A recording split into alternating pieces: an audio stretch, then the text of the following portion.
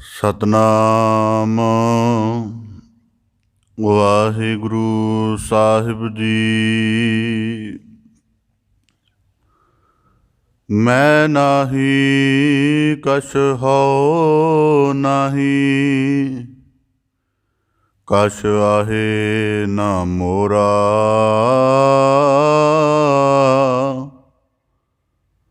ਅਵਸਰ ਲੱਜਾ ਰਾਖ ਲਿਹੋ, ਸਦਨਾ ਜਨ ਤੋਰਾ। ਮਨ ਹਾਲੀ ਕਿਰਸਾਣੀ ਕਰਨੀ, ਸਰਮ ਪਾਣੀ ਤਨ ਖੇਤ।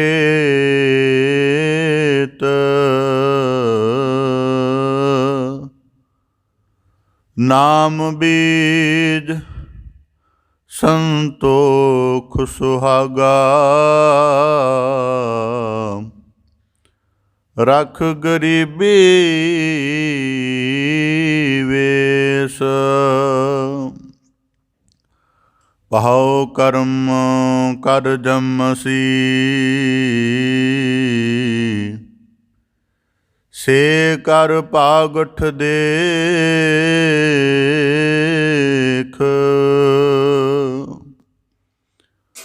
ਬਾਬਾ ਮਾਇਆ ਸਾਥ ਨ ਹੋਈ,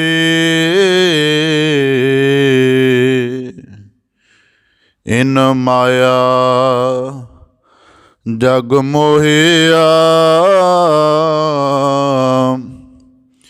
ਵਿਰਲਾ ਬੂਝੈ ਕੋਇ,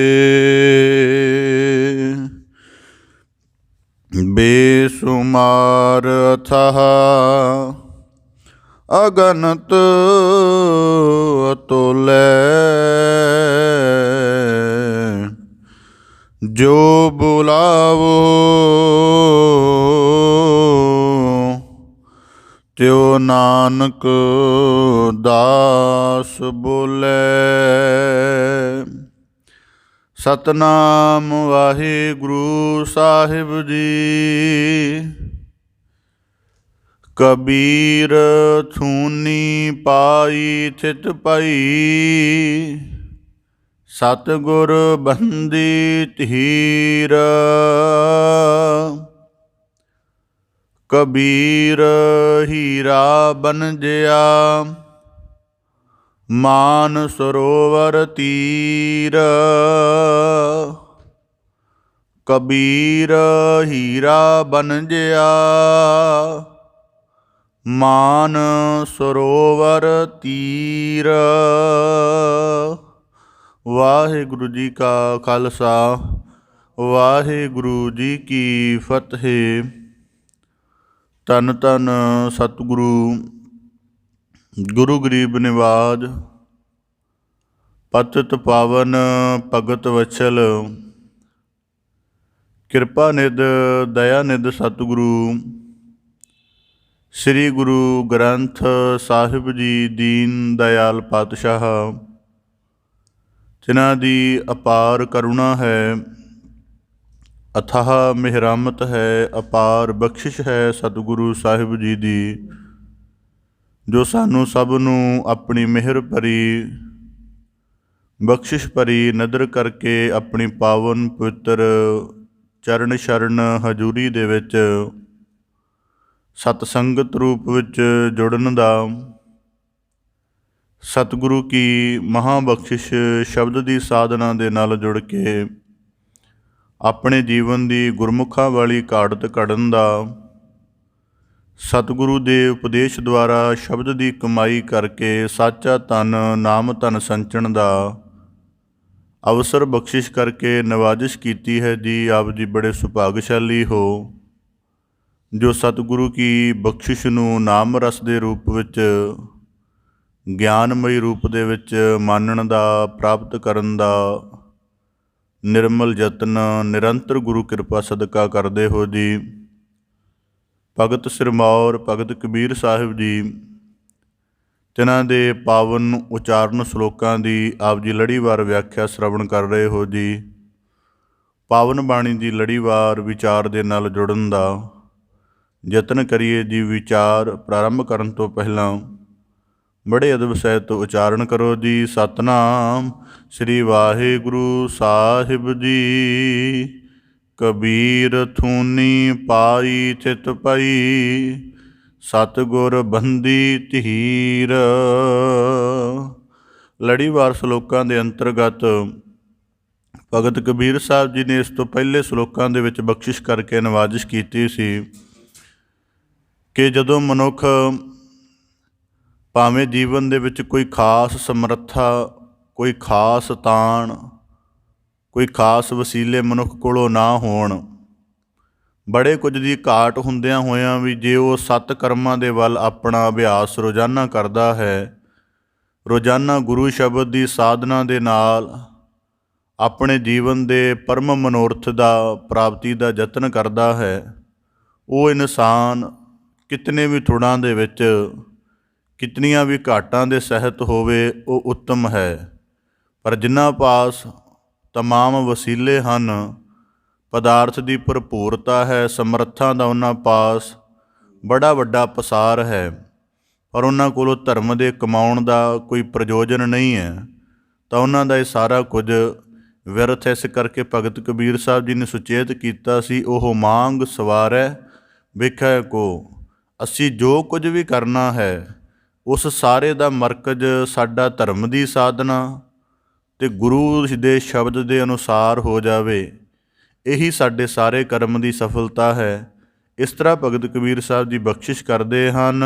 ਕਬੀਰ ਥੂਨੀ ਪਾਈ ਚਿਤ ਪਈ, ਸਤਿਗੁਰ ਬੰਦੀ ਧੀਰ। ਭਗਤ ਕਬੀਰ ਸਾਹਿਬ ਜੀ ਬਖਸ਼ਿਸ਼ ਕਰਦੇ ਹਨ, ਕਬੀਰ ਥੂਨੀ ਪਾਈ। ਥੂਨੀ ਦਾ ਅਰਥ ਹੁੰਦਾ ਥੰਮੀ, ਭਾਵ ਕਿ ਆਸਰਾ ਦੇਣ ਵਾਲੀ ਚੀਜ਼। ਚਿਤ ਪਾਈ, ਪਈ ਦਾ ਭਾਵ ਭਗਤ ਕਬੀਰ ਸਾਹਿਬ ਜੀ ਨੇ ਕਿਹਾ ਥੂਨੀ ਪਾਈ, ਭਾਵ ਕਿ ਥੰਮੀ, ਆਸਰਾ ਖੜਾ ਕੀਤਾ, ਉਸਾਰਿਆ। ਚਿਤ ਪਈ ਦਾ ਭਾਵ ਕਿ ਟਿਕ ਗਈ। ਸਤਿਗੁਰ ਬੰਦੀ ਧੀਰ, ਸਤਿਗੁਰੂ ਨੇ ਐਸਾ ਧੀਰਜ ਰੂਪ ਬੰਨ੍ਹ ਲਗਾ ਦਿੱਤਾ ਹੈ, ਐਸਾ ਇੱਕ ਵਿਵਸਥਿਤ ਟਿਕਾ ਬਣਾ ਦਿੱਤਾ ਹੈ। ਅਤੇ ਭਗਤ ਕਬੀਰ ਸਾਹਿਬ ਜੀ ਕਹਿੰਦੇ ਇਹ ਸਾਰੀ ਅਵਸਥਾ ਕਿਸ ਤਰ੍ਹਾਂ ਮਿਲੀ ਹੈ। ਕਬੀਰ ਹੀਰਾ ਬਨਜਿਆ ਮਾਨ ਸਰੋਵਰ ਤੀਰ, ਕਿ ਅਸੀਂ ਮਾਨ ਸਰੋਵਰ ਦੇ ਕੰਢੇ ਰਹਿ ਕੇ ਉਸ ਸਰੋਵਰ ਦੇ ਵਿੱਚੋਂ ਹੀਰੇ ਰੂਪ ਰਤਨ, ਹੀਰੇ ਰੂਪ ਅਮੋਲਕ ਪਦਾਰਥ ਪ੍ਰਾਪਤ ਕੀਤਾ ਹੈ। ਹੁਣ ਭਗਤ ਕਬੀਰ ਸਾਹਿਬ ਜੀ ਇਸ ਸ਼ਲੋਕ ਦੁਆਰਾ ਬਖਸ਼ਿਸ਼ ਕਰਦਿਆਂ ਸਾਨੂੰ ਨਵਾਜਦੇ ਹਨ। ਸ਼ਲੋਕ ਨੂੰ ਸ਼ਬਦ ਦੇ ਅਨੁਭਵ ਦੇ ਨੁਕਤੇ ਤੋਂ ਸਮਝਣ ਦਾ, ਵਿਚਾਰਨ ਦਾ ਯਤਨ ਕਰੀਏ। ਭਗਤ ਕਬੀਰ ਸਾਹਿਬ ਜੀ ਨੇ ਬਖਸ਼ਿਸ਼ ਕੀਤੀ, ਕਬੀਰ ਹੀਰਾ ਬਨਜਿਆ। ਹੁਣ ਯਕੀਨਨ ਹੈ ਕਿਸੇ ਮਨੁੱਖ ਨੇ ਹੀਰਾ ਖਰੀਦਿਆ ਹੋਵੇਗਾ ਤਾਂ ਉਹ ਕਿਸੇ ਬੜੇ ਵੱਡੇ ਜੌਹਰੀ ਪਾਸ ਗਿਆ ਹੋਵੇਗਾ, ਉੱਥੇ ਜਾ ਕੇ ਹੀਰੇ ਦੀ ਮੰਗ ਕੀਤੀ ਹੋਏਗੀ। ਜਦ ਉਹਦੀ ਪ੍ਰਾਪਤੀ ਦਾ ਪਤਾ ਲੱਗਿਆ ਹੋਵੇਗਾ, ਫਿਰ ਉਹ ਸਾਰੀ ਕੀਮਤ ਅਦਾ ਕੀਤੀ ਹੋਏਗੀ ਅਤੇ ਫਿਰ ਉਸ ਹੀਰੇ ਦਾ ਮਾਲਕ ਮਨੁੱਖ ਬਣਿਆ ਹੋਏਗਾ। ਜਿਵੇਂ ਅੱਜ ਵੀ ਹਰੇਕ ਸੁਨਿਆਰ ਦੇ ਕੋਲੋਂ ਤੁਹਾਨੂੰ ਹੀਰਾ ਨਹੀਂ ਮਿਲੇਗਾ, ਉਹ ਕੁਝ ਵਿਸ਼ੇਸ਼ ਤਰ੍ਹਾਂ ਦੇ ਹੁੰਦੇ ਹਨ ਜਿਹੜੇ ਉਹਨਾਂ ਦਾ ਹੀ ਕਰਦੇ ਹਨ। ਇਸ ਕਰਕੇ ਭਗਤ ਕਬੀਰ ਸਾਹਿਬ ਜੀ ਸਾਨੂੰ ਹੀਰੇ ਦੇ ਬੰਨ੍ਹਣ, ਉਹਦੀ ਪਛਾਣ, ਉਹਦੀ ਪ੍ਰਾਪਤੀ ਦੇ ਨਾਲ ਇੱਕ ਅਧਿਆਤਮਿਕ ਮਨੋਰਥ ਦੀ ਸਾਧਨਾ ਸਮਝਾਉਂਦੇ ਹਨ। ਤਾਂ ਭਗਤ ਕਬੀਰ ਸਾਹਿਬ ਜੀ ਕਹਿੰਦੇ ਇਹ ਮਾਨ ਸਰੋਵਰ ਤੀਰ, ਜਿਹਨੂੰ ਮਾਨ ਸਰੋਵਰ ਭਾਵ ਕਿ ਜਿੱਥੇ ਹੰਸ ਆਪਣੀ ਚੋਗ ਚੁਗਦੇ ਹਨ, ਆਪਣੀ ਖੁਰਾਕ ਲੈਂਦੇ ਹਨ, ਉੱਥੋਂ ਪ੍ਰਾਪਤ ਕੀਤਾ। ਹੁਣ ਇਸ ਦਾ ਵਿਸਥਾਰ ਆਪਦੇ ਸਰਮੁਖ ਰੱਖਣ ਦਾ ਯਤਨ ਕਰਾਂ। ਹੁਣ ਭਗਤ ਕਬੀਰ ਸਾਹਿਬ ਜੀ ਕਹਿੰਦੇ ਕਬੀਰ ਹੀਰਾ ਬਨਜਿਆ, ਪਰ ਉਸ ਤੋਂ ਪਹਿਲਾਂ ਨਾ ਸ਼ਬਦ ਵਰਤੇ ਕਬੀਰ ਥੂਨੀ ਪਾਈ, ਭਾਵ ਕਿ ਪਹਿਲਾਂ ਜੀਵਨ ਦੇ ਵਿੱਚ ਕੁਝ ਇਸ ਤਰ੍ਹਾਂ ਦਾ ਦਾਇਰਾ ਬਣਾਇਆ, ਇਸ ਤਰ੍ਹਾਂ ਦੀ ਸਾਧਨਾ ਕੀਤੀ ਜਿਹਦੇ ਨਾਲ ਕੁਝ ਜੀਵਨ ਦੇ ਵਿੱਚ ਟਿਕਾ ਪ੍ਰਾਪਤ ਹੋਇਆ। ਥਿਤ ਪਈ ਦਾ ਭਾਵ ਕਿ ਪਦਾਰਥਾਂ ਦੇ ਸੱਚ ਕੱਚ ਨੂੰ ਪਰਖ ਕੇ ਪਤਾ ਲੱਗਿਆ ਕਿ ਜਿਨ੍ਹਾਂ ਨੂੰ ਅਸੀਂ ਅਮੋਲਕ ਧਾਤਾਂ ਜਾਣ ਕੇ ਇਕੱਠੀਆਂ ਕਰੀ ਜਾ ਰਹੇ ਹਾਂ, ਜਾਂ ਜਿਨ੍ਹਾਂ ਦੀ ਬੜੀ ਮਿਕਦਾਰ ਆਪਣੇ ਪਾਸ ਵਧਾਈ ਜਾ ਰਹੇ ਹਾਂ, ਅਸਲ ਦੇ ਵਿੱਚ ਇਹ ਉਦੋਂ ਤੱਕ ਹੀ ਅਮੋਲਕ ਹਨ ਜਾਂ ਸੱਚੀਆਂ ਹਨ ਜਦ ਤੱਕ ਸਾਡਾ ਆਪਣਾ ਸਰੀਰਕ ਜੀਵਨ ਹੈ। ਜਦੋਂ ਸਰੀਰਕ ਜੀਵਨ ਨਾ ਰਿਹਾ ਤੇ ਦੁਨੀਆ ਦੀ ਭਾਵੇਂ ਕਿੰਨੀ ਅਮੋਲਕ ਜਿਹੜੀ ਸ਼ੈ ਹੈ, ਧਾਤ ਸਾਡੇ ਕੋਲ ਪਈ ਹੋਵੇ, ਉਹ ਕਿਸੇ ਅਰਥ ਨਹੀਂ ਰਹੇਗੀ। ਇਸ ਕਰਕੇ ਭਗਤ ਕਬੀਰ ਸਾਹਿਬ ਜੀ ਕਹਿੰਦੇ ਥੂਨੀ ਪਾਈ, ਜਦੋਂ ਮੇਰਾ ਮਨ ਸਤ ਸੰਗਤ ਰੂਪ ਜਿਹੜਾ ਤੀਰਥ ਹੈ, ਸਰੋਵਰ ਹੈ, ਉੱਥੇ ਜਾ ਕੇ ਨਿਸ਼ਚੇ ਦੇ ਸਹਿਤ ਬੈਠ ਗਿਆ। ਥੂਨੀ ਪਾਈ ਦਾ ਭਗਤ ਕਬੀਰ ਸਾਹਿਬ ਜੀ ਨੇ ਪਾਈ ਸ਼ਬਦ ਵਰਤਿਆ ਹੈ। ਪਾਈ ਦਾ ਭਾਵ ਹੈ ਕਿ ਇਹਦੇ ਵਿੱਚ ਸਾਡਾ ਆਪਣਾ ਯਤਨ ਸ਼ਾਮਲ ਹੈ, ਅਤੇ ਉਹ ਯਤਨ ਜਿਹੜਾ ਗੁਰੂ ਕਿਰਪਾ ਸਦਕਾ ਹੋ ਰਿਹਾ ਹੈ। ਭਗਤ ਕਬੀਰ ਸਾਹਿਬ ਜੀ ਕਹਿੰਦੇ ਕਬੀਰ ਥੂਨੀ ਪਾਈ, ਜਿਹੜਾ ਸਤ ਸੰਗਤ ਰੂਪ ਵਿੱਚ ਜਾਣ ਦਾ ਸਾਰਾ ਯਤਨ ਅਸੀਂ ਖੁਦ ਬ ਖੁਦ ਕੀਤਾ ਹੈ, ਉਹਦੇ ਨਾਲ ਅਸੀਂ ਇੱਕ ਐਸਾ ਟਿਕਾ, ਐਸਾ ਆਪਣਾ ਆਂਤਰਿਕ ਮਾਹੌਲ ਪੈਦਾ ਕੀਤਾ ਹੈ। ਫਿਰ ਉਸ ਆਂਤਰਿਕ ਮਾਹੌਲ ਦੇ ਵਿੱਚੋਂ ਸਾਨੂੰ ਫਲ ਕੀ ਮਿਲਿਆ? ਥਿਤ ਪਈ, ਭਾਵ ਕਿ ਥੰਮੀ ਖੜੀ ਕਰਨ ਦਾ ਆਸਰਾ ਸ਼ੁਰੂ ਕੀਤਾ ਤਾਂ ਹੁਣ ਉਹ ਟਿਕ ਗਈ ਹੈ। ਅਤੇ ਹੁਣ ਟਿਕਣ ਦਾ ਭਾਵ ਇਹ ਨਹੀਂ ਕਿ ਹੁਣ ਡੋਲੇਗੀ। ਸਤਿਗੁਰ ਬੰਦੀ ਧੀਰ, ਅਤੇ ਸਤਿਗੁਰੂ ਨੇ ਪੱਕੀ ਤਰ੍ਹਾਂ ਉਹਨੂੰ ਧੀਰ ਭਾਵ ਕਿ ਧੀਰਜ ਰੂਪ ਦੇ ਵਿੱਚ, ਕਿ ਹੁਣ ਡੋਲਣ ਵਾਲੀ, ਕਿਸੇ ਤਰ੍ਹਾਂ ਟੁੱਟਣ ਵਾਲੀ, ਕਿਸੇ ਦਾ ਖਿਸਕ ਜਾਣ ਵਾਲੀ ਨਹੀਂ ਹੈ। ਇਹ ਭਾਵ ਇੱਕ ਐਸੀ ਇੱਕ ਅਡੋਲ ਸਥਿਤੀ ਸਤਿਗੁਰੂ ਨੇ ਬਣਾ ਦਿੱਤੀ ਹੈ। ਜਦੋਂ ਹੁਣ ਉਸ ਸਥਿਤੀ ਦੇ ਵਿੱਚ ਗਏ ਹਾਂ, ਜਿਹਨੂੰ ਆਤਮਿਕ ਆਨੰਦ ਦੀ ਸਥਿਤੀ ਕਿਹਾ ਜਾਂਦਾ ਹੈ, ਉੱਥੇ ਜਾ ਕੇ ਸਾਨੂੰ ਆਪਣੇ ਭਗਤੀ ਰੂਪ ਹੀਰੇ ਦਾ ਪਤਾ ਲੱਗਿਆ। ਅਤੇ ਫਿਰ ਪਤਾ ਲੱਗਿਆ ਕਿ ਇਹ ਮਾਨ ਸਰੋਵਰ ਵਰਗੀ ਸਥਿਤੀ। ਇਹਦਾ ਮੈਂ ਵਿਸਥਾਰ ਸਾਧਨਾ ਪੱਖ ਤੋਂ ਆਪ ਦੇ ਸਨਮੁਖ ਰੱਖਦਿਆਂ ਤਾਂ ਕਿ ਗੱਲ ਪਕੜ 'ਚ ਆ ਜਾਏ। ਭਗਤ ਕਬੀਰ ਸਾਹਿਬ ਜੀ ਕਹੇ ਕਬੀਰ ਥੂਨੀ ਪਾਈ। ਹੁਣ ਇਸ ਦਾ ਪ੍ਰਮਾਣ ਹੈ ਕਿ ਜੋ ਸਤ ਸੰਗਤ ਵਿੱਚ ਅਸੀਂ ਰੋਜ਼ਾਨਾ ਜੁੜਦੇ ਹਾਂ, ਜਾਂ ਜਿੱਥੇ ਗੁਰ ਹਜ਼ੂਰੀ ਦਾ ਪ੍ਰਕਾਸ਼ ਹੈ, ਉੱਥੇ ਅਸੀਂ ਸ਼ਬਦ ਦੀ ਸਾਧਨਾ ਕਰਨ ਦੇ ਲਈ ਜੁੜਦੇ ਹਾਂ। ਇਹ ਸਾਡੇ ਲਈ ਇੱਕ ਸਰੋਵਰ ਵਾਂਗ ਹੈ। ਇਹਦੇ ਵਿੱਚ ਬੜੇ ਅਮੋਲਕ ਰਤਨ ਪਏ ਹਨ, ਅਤੇ ਉਹਨਾਂ ਰਤਨਾਂ ਨੂੰ ਕੱਢਣ ਦੀ ਸਾਰ ਦੱਸਣ ਵਾਲੇ, ਉਹਨਾਂ ਦੀ ਪ੍ਰਾਪਤੀ ਦਾ ਤਾਣ ਦੇਣ ਵਾਲੇ ਸਾਡੇ ਸਤਿਗੁਰੂ ਹਨ। ਅਤੇ ਉਹਦੇ ਲਈ ਸਾਨੂੰ ਉਸ ਅਵਸਥਾ ਦੇ ਅਨੁਕੂਲ ਹੋਣਾ ਪੈਂਦਾ ਹੈ ਕਿ ਜਿੱਥੇ ਜਾ ਕੇ ਅਸੀਂ ਹੰਸ ਵਰਗੀ ਅਵਸਥਾ ਇਖਤਿਆਰ ਕਰ ਸਕੀਏ। ਇਸ ਕਰਕੇ ਦਾ ਸਾਧਨਾ ਪੱਖ ਇਹ ਬਣਦਾ ਹੈ ਕਿ ਜਦ ਮਨੁੱਖ ਨੂੰ ਕੋਈ ਸੂਝ ਨਹੀਂ ਸੀ, ਜਿਵੇਂ ਕੋਈ ਸੂਝ ਨਹੀਂ ਸੀ, ਉਦੋਂ ਮਨੁੱਖ ਆਪਣੇ ਜੀਵਨ ਦਾ ਪ੍ਰਯੋਜਨ ਕੇਵਲ ਡੱਡੀਆਂ ਮੱਛੀਆਂ ਤੱਕ ਰੱਖਦਾ ਸੀ, ਭਾਵ ਕਿ ਬਗਲਾ ਬਿਰਤੀ ਸੀ। ਵੇਸ ਭਾਵੇਂ ਠੀਕ ਹੈ, ਹੁਣ ਇਹਦੇ ਵਿੱਚ ਵੀ ਇੱਕ ਬੜੀ ਗਹਿਰੀ ਰਮਜ, ਜਦੋਂ ਬਾਬਾ ਫਰੀਦ ਸਾਹਿਬ ਜੀ ਆਖਦੇ ਕਿਆ ਹੰਸ ਕਿਆ ਬਗਲਾ, ਉਹਦੇ ਵਿੱਚ ਇੱਕ ਰਮਜ ਹੈ ਕਿ ਵੇਸ ਕਰਕੇ ਦੋਵੇਂ ਇੱਕੋ ਹਨ, ਪਰ ਇੱਕ ਦੇ ਵੇਸ ਅੰਦਰ ਸ਼ੁਭ ਗੁਣ ਹਨ ਅਤੇ ਇੱਕ ਦੇ ਵੇਸ ਅੰਦਰ ਅਵਗੁਣ ਹਨ। ਇੰਜ ਸਾਡਾ ਮਨੁੱਖ ਹੋਣਾ ਹੰਸ ਵੀ ਹੈ ਅਤੇ ਮਨੁੱਖ ਹੋਣਾ ਬਗਲਾ ਵੀ ਹੈ। ਭਾਵ ਕਿ ਜੇ ਸਾਡੀ ਅੰਦਰੂਨੀ ਸਾਧਨਾ ਹੋ ਜਾਵੇ, ਸਾਡੇ ਮਨ ਦੇ ਤਲ 'ਤੇ, ਬੁੱਧੀ ਦੇ ਤਲ 'ਤੇ ਸ਼ੁਭ ਗੁਣ, ਭਗਤੀ ਰੂਪ ਕਰਮ, ਸੱਚ ਦਾ ਆਚਾਰ ਅਤੇ ਧਰਮ ਦਾ ਮਨੋਰਥ, ਅਧਿਆਤਮ ਦੇ ਮਾਰਗ ਦੀ ਸਾਧਨਾ ਜੇ ਸਾਡੇ ਅੰਦਰ ਇਕੱਠੀ ਚੱਲ ਪਏ, ਤਾਂ ਸਾਡਾ ਵੇਸ ਜੇ ਹੰਸ ਵਾਲਾ ਹੋਏਗਾ ਅਤੇ ਉਹ ਕੇਵਲ, ਹੁਣ ਕਿਉਂਕਿ ਦੋਵਾਂ ਦਾ ਰੰਗ ਇੱਕੋ ਜਿਹਾ ਹੁੰਦਾ ਹੈ, ਇਸ ਕਰਕੇ ਸਾਡਾ ਮਨੁੱਖਾ ਜਨਮ ਸਾਡੀ ਕਰਮ ਦੀ ਸਾਧਨਾ 'ਤੇ ਨਿਰਭਰ ਹੈ ਕਿ ਇਹ ਬਗਲੇ ਵਰਗਾ ਹੋਏਗਾ ਕਿ ਹੰਸ ਵਰਗਾ ਹੋਏਗਾ।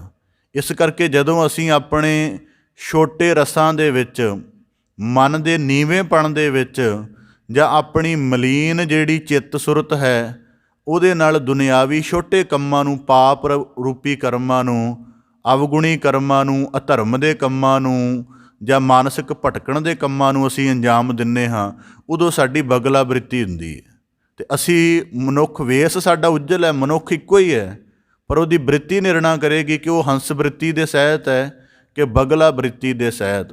ਤਾਂ ਭਗਤ ਕਬੀਰ ਸਾਹਿਬ ਜੀ ਕਹਿੰਦੇ ਥੂਨੀ ਪਾਈ, ਜਦੋਂ ਜਾ ਕੇ ਪਛਾਣ ਕਦੋਂ ਹੋਈ?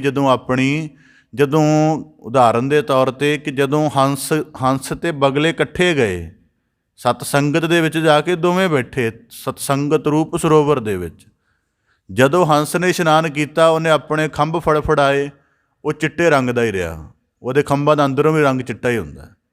ਜਦੋਂ ਬਗਲੇ ਨੇ ਆਪਣਾ ਰੰਗ ਦੇਖਿਆ, ਉਹਨੇ ਫੜਫੜਾਇਆ, ਅਤੇ ਤੁਸੀਂ ਦੇਖੋ, ਕਦੇ ਗੌਰ ਨਾਲ ਦੇਖਣਾ, ਜਦੋਂ ਬਗਲਾ ਕਿਤੇ ਪਾਣੀ 'ਚੋਂ ਨਹਾ ਕੇ ਬਾਹਰ ਨਿਕਲਿਆ ਹੋਵੇ ਅਤੇ ਉਹਦਾ ਰੰਗ ਚਿੱਟਾ ਨਹੀਂ ਰਹਿੰਦਾ, ਉਹਦਾ ਥੋੜ੍ਹਾ ਹੋਰ ਤਰ੍ਹਾਂ ਦੇ ਖੰਭਾਂ ਦਾ ਰੰਗ ਬਾਹਰ ਆ ਜਾਂਦਾ।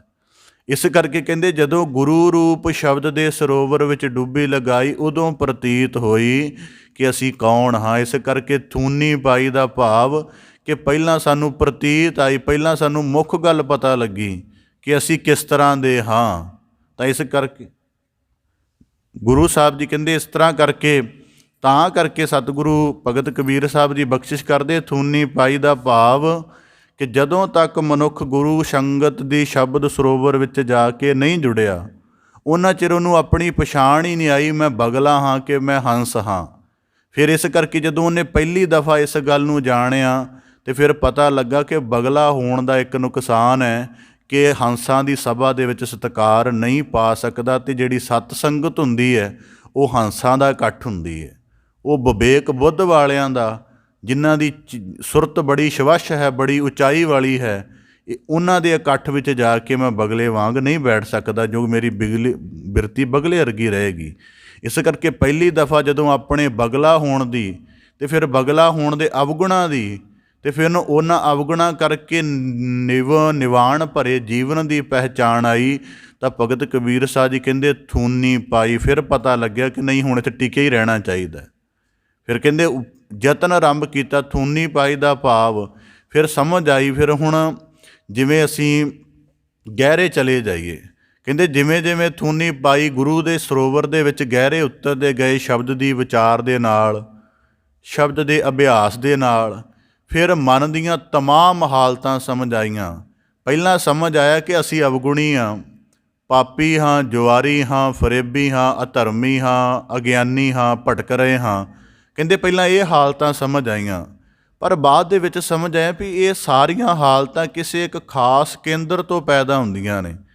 ਕਹਿੰਦੇ ਫਿਰ ਜਦੋਂ ਹੋਰ ਗਹਿਰਾ ਗਏ ਗੁਰੂ ਦੀ ਸ਼ਬਦ ਦੇ ਵਿਚਾਰ ਨਾਲ, ਫਿਰ ਲੱਗਿਆ ਕਿ ਇੱਕੋ ਹੀ ਮਨ ਹੈ ਜਿਹੜਾ ਮਾਇਆ ਤੋਂ ਪ੍ਰਭਾਵਿਤ ਹੈ। ਉਹੀ ਮਨ ਜਦੋਂ ਲੋਭ ਦੇ ਫੁਰਨੇ ਲੈਂਦਾ ਹੈ ਅਤੇ ਸਾਨੂੰ ਪਾਪੀ ਬਣਾ ਦਿੰਦਾ ਹੈ, ਵਿਕਾਰਾਂ ਦੇ ਫੁਰਨੇ। ਉਹੀ ਮਨ ਜਦੋਂ ਸਾਡੇ ਕੋਲੋਂ ਵਿਕਾਰਾਂ ਦੇ ਕਰਮ ਕਰਵਾ ਦਿੰਦਾ ਹੈ ਅਤੇ ਸਾਡਾ ਅਵਗੁਣ ਵਾਲਾ ਸੁਭਾਅ ਬਣ ਜਾਂਦਾ ਹੈ। ਉਹੀ ਮਨ ਜਦੋਂ ਸਾਨੂੰ ਆਪਣੇ ਅਧੀਨ ਕਰਕੇ ਸਾਨੂੰ ਅਧਰਮ ਦੀਆਂ ਸਥਿਤੀਆਂ ਵਿੱਚ ਪਾ ਕੇ ਭਟਕਾਉਂਦਾ, ਕਦੀ ਸਾਨੂੰ ਫਰੇਬੀ, ਕਦੇ ਕਪਟੀ, ਕਦੇ ਜੁਆਰੀ ਬਣਾ ਦਿੰਦਾ ਹੈ। ਫਿਰ ਕਹਿੰਦੇ ਸਮਝ ਆਇਆ ਕਿ ਇਹ ਮਨ ਹੈ।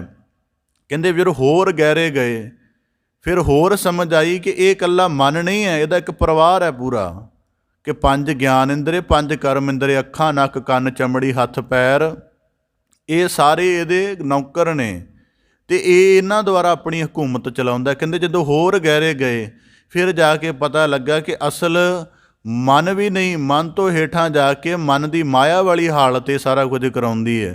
ਫਿਰ ਕਹਿੰਦੇ ਹੋਰ ਗਹਿਰੇ ਗਏ ਅਤੇ ਫਿਰ ਜਾ ਕੇ ਪਤਾ ਲੱਗਿਆ ਕਿ ਮਾਇਆ ਪ੍ਰਭੂ ਦਾ ਰਚਿਆ ਹੋਇਆ ਪ੍ਰਪੰਚ ਹੈ, ਅਤੇ ਇਸ ਪ੍ਰਪੰਚ ਤੋਂ ਬਚਣ ਦੇ ਲਈ ਕੇਵਲ ਗੁਰੂ ਸ਼ਬਦ ਅਤੇ ਗੁਰੂ ਸ਼ਬਦ ਦੇ ਨਾਲ ਸ਼ਵੱਛ ਹੋਈ ਬੁੱਧ ਹੀ ਸਾਡਾ ਕੰਮ ਸਵਾਰ ਸਕਦੀ ਹੈ। ਕਹਿੰਦੇ ਜਦੋਂ ਇਸ ਸਾਰੀ ਸਾਧਨਾ ਨੂੰ ਸਤ ਸੰਗਤ ਦੇ ਵਿੱਚ ਜੁੜ ਕੇ ਸਮਝਿਆ, ਅਤੇ ਸਤਿਗੁਰੂ ਜਿਹੜਾ ਹੰਸਾਂ ਦਾ ਨਿਰਮਾਣ ਕਰਦਾ ਹੈ, ਅਤੇ ਉਹਨੇ ਹੰਸਾਂ ਦੇ ਨਿਰਮਾਣ ਕਰਨ ਦੇ ਲਈ ਸਤ ਸੰਗਤ ਰੂਪ ਸਰੋਵਰ ਰਚਿਆ ਹੈ। ਅਸੀਂ ਗੁਰਬਾਣੀ 'ਚ ਵਾਕ ਪੜ੍ਹਦੇ ਹਾਂ, ਅੰਮ੍ਰਿਤ ਸਰ ਸਤਿਗੁਰ ਸਤਵਾਦੀ ਜਿਤ ਨਹਾਤੈ ਕਊਆ ਹੰਸ ਹੋ ਹੈ। ਉੱਥੇ ਕਊਆ ਇੱਕ ਨਵੀਂ ਡਾਇਮੈਂਸ਼ਨ ਆ ਜਾਂਦੀ ਹੈ। ਉੱਥੇ ਜਿਹੜਾ ਮੇਨ ਲਫ਼ਜ਼ ਹੈ ਉਹ ਵਾਚਣ ਵਾਲਾ ਹੈ ਅੰਮ੍ਰਿਤ ਸਰ ਅਤੇ ਸਤਵਾਦੀ। ਸਤਵਾਦੀ ਦਾ ਭਾਵ ਕਿ ਤੁਹਾਡੇ ਸਾਰੇ ਕਰਮ ਜਿਹੜੇ ਹਨ, ਤੁਹਾਡੀ ਸਾਰੀ ਸਾਧਨਾ, ਮਨ ਦੀ ਸਾਰੀ ਸਾਧਨਾ, ਉਹ ਗੁਰੂ ਸ਼ਬਦ ਦੇ ਸੱਚ ਨਾਲ ਜੁੜ ਕੇ ਅਤੇ ਆਪਣੀ ਉਚਾਈ ਨੂੰ ਕਮਾਵੇ, ਆਪਣੇ ਆਦਰਸ਼ ਨੂੰ ਕਮਾਵੇ, ਆਪਣੀ ਸ਼ੁੱਧਤਾ ਨੂੰ ਕਮਾਵੇ, ਆਪਣੇ ਮੂਲ ਨੂੰ ਕਮਾਵੇ। ਇਸ ਕਰਕੇ ਗੁਰੂ ਸਾਹਿਬ ਜੀ, ਭਗਤ ਕਬੀਰ ਸਾਹਿਬ ਜੀ ਕਹਿੰਦੇ ਥੂਨੀ ਪਾਈ। ਜਦੋਂ ਗੁਰੂ ਦੇ ਸ਼ਬਦ ਦੁਆਰਾ ਪਛਾਣ ਆਈ, ਹੁਣ ਇਹ ਸਾਧਨਾ ਪੱਖ ਰੱਖਿਆ ਆਪਦੇ ਸਨਮੁਖ। ਇਸ ਕਰਕੇ ਰੱਖਿਆ ਤਾਂ ਕਿ ਵਾਕ ਦੇ ਅੰਦਰ ਦਾਖਲ ਹੋ ਸਕੀਏ। ਜਦੋਂ ਵਾਕ ਦੇ ਅਸੀਂ ਅੰਦਰ ਦਾਖਲ ਹੁੰਦੇ ਆਪਣੀ ਸੁਰਤ ਦੇ ਨਾਲ ਹੀ, ਉਦੋਂ ਪਤਾ ਲੱਗਦਾ ਕਿ ਬਾਣੀ ਦੀ ਉਚਾਈ ਕੀ ਹੈ। ਤਾਂ ਭਗਤ ਕਬੀਰ ਸਾਹਿਬ ਜੀ ਕਹਿੰਦੇ ਥੂਨੀ ਪਾਈ, ਕਿ ਉਹ ਰੋਜ਼ ਰੋਜ਼ ਜਿਵੇਂ ਅਸੀਂ ਆ ਇੱਕ ਥੰਮ ਖੜਾ ਕਰਦੇ ਹਾਂ, ਉਹ ਇੱਕ ਇੱਟ ਨਾਲ ਥੋੜ੍ਹਾ ਖੜਾ ਹੋ ਜਾਂਦਾ ਹੈ, ਦੋਵਾਂ ਨਾਲ ਵੀ ਨਹੀਂ ਹੁੰਦਾ, 10 ਨਾਲ ਵੀ ਨਹੀਂ ਹੁੰਦਾ। ਉਹਦੇ ਲਈ 50, 100 ਜਾਂ ਕਈ ਸੈਂਕੜੇ ਇੱਟਾਂ ਚਾਹੀਦੀਆਂ ਨੇ, ਹੋਰ ਕਈ ਤਰ੍ਹਾਂ ਦਾ ਸਾਮਾਨ ਚਾਹੀਦਾ, ਫਿਰ ਜਾ ਕੇ ਉਹ ਥੰਮ ਖੜਾ ਹੁੰਦਾ। ਫਿਰ ਉਹਨੂੰ ਟਿਕਾਉਣ ਦੇ ਲਈ ਕੀ ਕਰਦੇ ਹਾਂ ਅਸੀਂ, ਇਕੱਲੀ ਇੱਟ ਨਹੀਂ, ਉਹਦਾ ਥੋੜ੍ਹਾ ਜ਼ਮੀਨ ਦੇ ਵਿੱਚ ਵੀ ਹਿੱਸਾ ਖੋਦਦੇ ਹਾਂ ਤਾਂ ਕਿ ਇਹਦੀ ਕੁਝ ਜੜ ਜ਼ਮੀਨ ਵਿੱਚ ਵੀ ਰਹਿ ਜਾਏ। ਤਾਂ ਭਗਤ ਕਬੀਰ ਸਾਹਿਬ ਜੀ ਕਹਿੰਦੇ ਥੂਨੀ ਪਾਈ, ਅਸੀਂ ਕੇਵਲ ਸਤ ਸੰਗਤ ਰੂਪ ਸਰੋਵਰ ਦੇ ਵਿੱਚ ਜਾ ਕੇ ਇਸ ਤਰ੍ਹਾਂ ਦਾ ਯਤਨ ਕਰਨਾ ਸ਼ੁਰੂ ਕੀਤਾ। ਉਸ ਯਤਨ ਦੇ ਨਾਲ ਦਿਨ ਬਾ ਦਿਨ ਆਪਣੀ ਪਛਾਣ ਆਉਂਦੀ ਗਈ, ਅਤੇ ਫਿਰ ਹੌਲੀ ਹੌਲੀ ਸਰੋਵਰ ਬਾਰੇ ਵੀ ਸਮਝ ਬਦਲਦੀ ਗਈ। ਗੁਰਬਾਣੀ 'ਚ ਨਾ ਇੱਕ ਵਾਕ ਆਉਂਦਾ, ਗੁਰ ਸਾਗਰ ਰਤਨੀ ਭਰਪੂਰੇ ਅੰਮ੍ਰਿਤ ਸੰਤ ਚੁਗਹੇ ਨਹੀਂ ਦੂਰੇ। ਹੁਣ ਜਿਵੇਂ ਸਤਸੰਗੀ ਸਾਰੇ ਜੁੜ ਕੇ ਬੈਠਦੇ ਨੇ, ਸਾਰੇ ਅਦਬ ਯੋਗ ਨੇ, ਸਾਰਿਆਂ ਦਾ ਇੱਕ ਉੱਚ ਸਤਿਕਾਰ ਹੈ। ਪਰ ਜੇ ਅਸੀਂ ਸ਼ਬਦ ਦੀ ਵਿਚਾਰ ਦੇ ਨੁਕਤੇ ਤੋਂ ਗੱਲ ਕਰੀਏ, ਇੱਕ ਦੀ ਪ੍ਰਤੀਤ ਇੰਨੀ ਕੁ ਹੋ ਸਕਦੀ ਹੈ ਕਿ ਮੇਰੇ ਸਤਿਗੁਰੂ ਦੀ ਹਜ਼ੂਰੀ ਹੈ ਅਤੇ ਬੰਦਿਆਂ ਵਾਂਗ ਬੈਠਣਾ ਹੈ, ਬਸ ਇੰਨੀ ਕੁ। ਇੱਕ ਦੀ ਹੋ ਸਕਦੀ ਹੈ ਕਿ ਇਹ ਮੇਰੀ ਟਕਸਾਲ ਹੈ ਅਤੇ ਇੱਥੇ ਜਿਹੜੀ ਸ਼ਬਦ ਦੀ ਵਿਚਾਰ ਹੈ ਉਹ ਇਸ ਤਰ੍ਹਾਂ ਹੈ ਕਿ ਜਿਵੇਂ ਮੇਰੇ ਮਨ ਨੂੰ ਪਕੜ ਕੇ ਅਤੇ ਗਿਆਨ ਦੀ ਅਹਿਰਣ ਦੇ ਨਾਲ ਉਪਦੇਸ਼ ਰੂਪ ਬਾਰ-ਬਾਰ ਹਥੌੜੇ ਵੱਜਦੇ ਨੇ ਅਤੇ ਮੇਰੀ ਕੋਈ ਘਾੜਤ ਬਣ ਜਾਏਗੀ। ਇਸ ਕਰਕੇ ਮੇਰੇ ਲਈ ਇਹ ਸੰਗਤ ਟਕਸਾਲ ਹੈ। ਇੱਕ ਦੇ ਲਈ ਹੈ ਸਰੋਵਰ, ਕਿ ਭਾਵ ਇੱਥੇ ਮੈਂ ਜਦੋਂ ਕੀਰਤਨ ਦੇ ਨਾਲ ਇੱਕ ਸੁਰ ਹੋ ਗਿਆ, ਕਥਾ ਦੇ ਨਾਲ ਇੱਕ ਸੁਰ ਹੋ ਗਿਆ ਅਤੇ ਮੇਰੀ ਸੁਰਤ ਨੂੰ, ਮੇਰੇ ਸਾਰੇ ਅੰਦਰੂਨੀ ਜੀਵਨ ਨੂੰ ਗੁਰੂ ਸਾਹਿਬ ਇਸ਼ਨਾਨ ਕਰਾਉਣਗੇ ਅਤੇ ਮੈਂ ਹੰਸਾਂ ਵਾਂਗ ਉੱਜਲ ਹੋ ਕੇ ਨਿਕਲਾਂਗਾ। ਇਸ ਤਰ੍ਹਾਂ ਦੀ ਹਰੇਕ ਦੀ ਆਪੋ ਆਪਣੀ ਪ੍ਰਤੀਤ ਹੈ। ਕਿਸੇ ਦੀ ਪ੍ਰਤੀਤ ਨੂੰ ਅਸੀਂ ਗਲਤ ਨਹੀਂ ਕਹਿ ਸਕਦੇ, ਉਹ ਜਿਵੇਂ ਜਿਵੇਂ ਕਿਸੇ ਦਾ ਅਨੁਭਵ ਹੈ। ਇਸ ਕਰਕੇ ਭਗਤ ਕਬੀਰ ਸਾਹਿਬ ਜੀ ਕਹਿੰਦੇ ਜਦੋਂ ਗੁਰੂ ਸਰਵਰ ਦੇ ਕੋਲ ਗਏ ਫਿਰ ਪਤਾ ਲੱਗਾ ਕਿ ਤਾਂ ਕਰਕੇ ਗੁਰਬਾਣੀ ਵਿੱਚ ਆਉਂਦਾ ਕਿ ਸਤਿਗੁਰ ਖੋਟਿਓ ਖਰੇ ਕਰੇ ਸ਼ਬਦ ਸਵਾਰਨਹਾਰ। ਤਾਂ ਭਗਤ ਕਬੀਰ ਸਾਹਿਬ ਜੀ ਕਹਿੰਦੇ ਥੂਨੀ ਪਾਈ, ਸਤਿਗੁਰੂ ਦੇ ਸ਼ਬਦ ਨਾਲ ਜੁੜ ਕੇ ਸਾਨੂੰ ਆਪਣੇ ਅੰਤਰੀਵ ਨੂੰ ਪਹਿਚਾਨਣਾ ਆਇਆ। ਅੰਤਰੀਵ ਨੂੰ ਪਹਿਚਾਨਣ ਦਾ ਮਤਲਬ ਕਿ ਅਸੀਂ ਅਸਲ ਅਰਥਾਂ ਦੇ ਵਿੱਚ ਕੀ ਹਾਂ। ਕਿ ਠੀਕ ਹੈ, ਹੋ ਸਕਦਾ ਅਸੀਂ ਧਰਮ ਦਾ ਉੱਜਲ ਲਿਬਾਸ ਧਾਰਨ ਕੀਤਾ ਹੋਵੇ ਬਗਲੇ ਦੀ ਨਿਆਈ, ਪਰ ਸਾਡੇ ਅੰਦਰੋਂ ਅਸੀਂ ਬ੍ਰਿਤੀਆਂ ਨਾ ਸਾਦੀਆਂ ਹੋਣ, ਅੰਦਰ ਸਾਡੀਆਂ ਬ੍ਰਿਤੀਆਂ ਉਹੀ ਬਗਲੇ ਵਰਗੀਆਂ ਹੋਣ ਕਿ ਉਹ ਸਰੋਵਰ ਦੇ ਕੰਢੇ ਬਹਿ ਕੇ ਤਾਂ ਨੂੰ ਮੂੰਹ ਕਰ ਲੈਂਦਾ ਚੁੰਝ ਕਰਕੇ ਅਤੇ ਲੋਕ ਸਮਝਣ ਲੱਗ ਪੈਂਦੇ ਨੇ ਅਸੀਂ ਗੁਰੂਦੁਆਰ ਬੈਠ ਕੇ ਉਸ ਤਰ੍ਹਾਂ ਦੀ ਬੋਲ ਬਾਣੀ ਵਿਵਹਾਰ ਬਣਾ ਲੈਂਦੇ ਹਾਂ ਅਤੇ ਕੋਈ ਸਮਝ ਲਏ ਕਿ ਜੇ ਬੜੇ ਉੱਚੇ ਸੁੱਚੇ ਜੀਵਨ ਵਾਲਾ ਹੈ, ਉਹ ਵਿਚਾਰਾ ਵਿਸ਼ਵਾਸ ਕਰਕੇ ਸਤਿਕਾਰ ਕਰਕੇ ਕਿਸੇ ਤਰ੍ਹਾਂ ਦੀ ਗਿਆਨ ਅਭਿਲਾਸ਼ਾ ਕਰਕੇ ਸਾਡੇ ਨੇੜੇ ਆ ਜਾਏ ਅਤੇ ਫਿਰ ਸਾਡੇ ਅੰਦਰ ਉਹੀ ਮੰਦ ਬਿਰਤੀ ਪੈਦਾ ਹੋ ਜਾਏ ਅਤੇ ਬਗਲੇ ਦੇ ਨੇੜੇ ਮੱਛੀਆਂ ਆ ਗਈਆਂ ਕਿ ਬੜਾ ਭਗਤ ਲੱਗਦਾ, ਇਹਦੇ ਚਰਨੀ ਜਾ ਕੇ ਲੱਗੀਏ। ਜਦੋਂ ਲੱਗੀਆਂ ਉਹਨੇ ਚੁੰਝ ਮਾਰ ਕੇ ਚੁਗ ਲਿਆ। ਤਾਂ ਭਗਤ ਕਬੀਰ ਸਾਹਿਬ ਜੀ ਕਹਿੰਦੇ ਕਬੀਰ ਥੂਨੀ ਪਾਈ।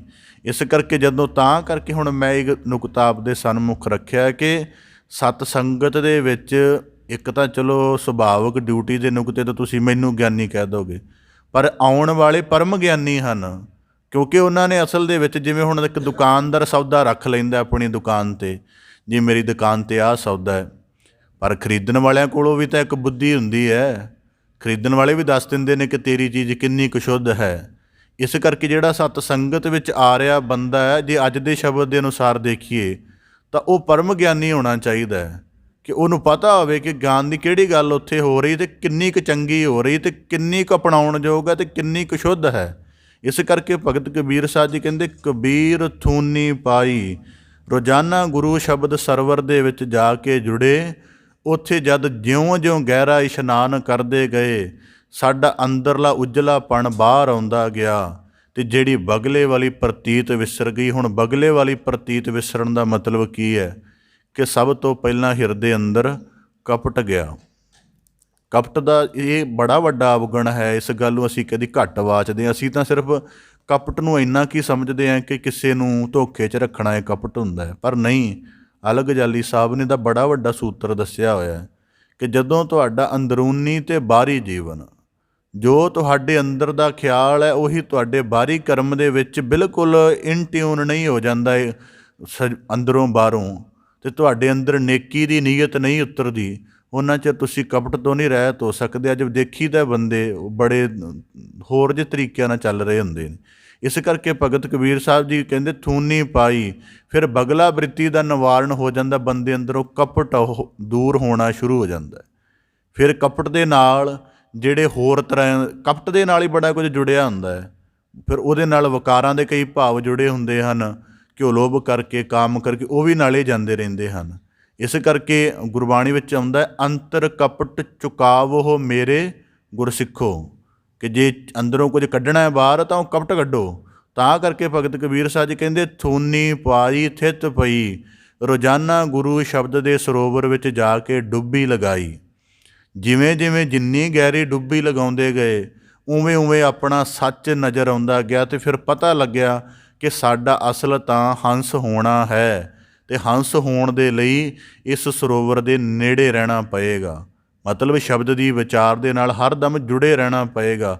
ਤਾਂ ਭਗਤ ਕਬੀਰ ਸਾਹਿਬ ਜੀ ਕਹਿੰਦੇ ਥਿਤ ਪਈ, ਆਪਣਾ ਤਮਾਮ ਯਤਨ ਕੀਤਾ। ਹੁਣ ਸਾਡੇ ਕੋਲ ਕਿੰਨਾ ਕੁ ਯਤਨ ਹੈ?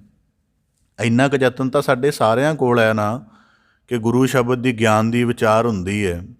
ਉਹਦਾ ਇੱਕ ਖਾਸ ਮੁਕਾਮ ਹੈ ਗੁਰਦੁਆਰਾ ਸਾਹਿਬ, ਉੱਥੇ ਜਾ ਕੇ ਬੈਠਣਾ। ਇੰਨਾ ਕੁ ਦਾ ਯਤਨ ਸਾਡਾ ਸਾਰਿਆਂ ਦਾ ਹੈਗਾ ਹੈ।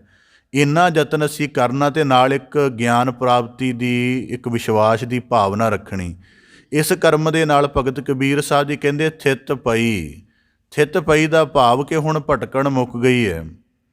ਜਿਹੜਾ ਬਗਲਾ ਸੀ, ਇਸ ਛੱਪੜ ਤੋਂ ਮੱਛੀਆਂ ਨਹੀਂ ਮਿਲੀਆਂ, ਦੂਜੇ ਥਾਂ 'ਤੇ ਗਿਆ। ਮਤਲਬ ਨਿੰਦਿਆ ਰੂਪ ਜਾਂ ਹੋਰ ਜਿੰਨੇ ਅਵਗੁਣਾਂ ਦਾ ਉਹਦੇ ਅੰਦਰ ਸੰਸਕਾਰ ਸਨ, ਉਹਨਾਂ ਦੀ ਖੁਰਾਕ ਇਸ ਮਜਲਿਸ 'ਚੋਂ ਨਹੀਂ ਮਿਲੀ ਅਤੇ ਦੂਜੇ ਛੱਪੜ 'ਤੇ ਗਿਆ।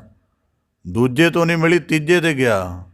ਤੀਜੇ ਤੋਂ ਨਹੀਂ ਮਿਲੀ, ਚੌਥੇ 'ਤੇ ਗਿਆ। ਅਤੇ ਬਗਲੇ ਨੂੰ ਉਹਦੇ ਅਵਗੁਣਾਂ ਕਰਕੇ ਸਾਰੀ ਜ਼ਿੰਦਗੀ ਛੱਪੜਾਂ 'ਤੇ ਪਾਉਣਾ ਪੈਂਦਾ। ਗੱਲ ਉਹਦੀ ਫਿਰ ਵੀ ਨਹੀਂ ਪੂਰੀ ਪੈਂਦੀ। ਪਰ ਕਹਿੰਦੇ ਜਿਹੜਾ ਹੰਸ ਹੈ ਉਹ ਬਸ ਮਾਨ ਸਰੋਵਰ 'ਤੇ ਹੀ ਬੈਠਾ ਹੈ। ਉਹ ਛੱਡਦਾ ਹੀ ਨਹੀਂ ਮੁੜ ਕੇ, ਭਾਵੇਂ ਉਹਨੂੰ ਮੋਤੀ ਦੀ ਖੁਰਾਕ ਪ੍ਰਾਪਤ ਹੋਵੇ, ਘੱਟ ਹੋਵੇ, ਵੱਧ ਹੋਵੇ, ਉਹ ਛੱਡਦਾ ਹੀ ਨਹੀਂ। ਉਹ ਆਪਣੀ ਉਚਾਈ ਦੇ ਨਾਲ, ਆਪਣੀ ਸ਼ੁੱਧਤਾ ਦੇ ਨਾਲ, ਆਪਣੀ ਪਵਿੱਤਰਤਾ ਦੇ ਨਾਲ, ਆਪਣੀ ਇੱਕ ਖਾਸ ਤਰ੍ਹਾਂ ਦੀ ਜਿਹੜੀ ਸਥਿਤੀ, ਉਹਦੇ ਨਾਲ ਕਦੀ ਸਮਝੌਤਾ ਹੀ ਨਹੀਂ ਕਰਦਾ। ਅਤੇ ਭਗਤ ਕਬੀਰ ਸਾਹਿਬ ਜੀ ਨੇ ਕਿਹਾ ਥਿਤ ਪਈ।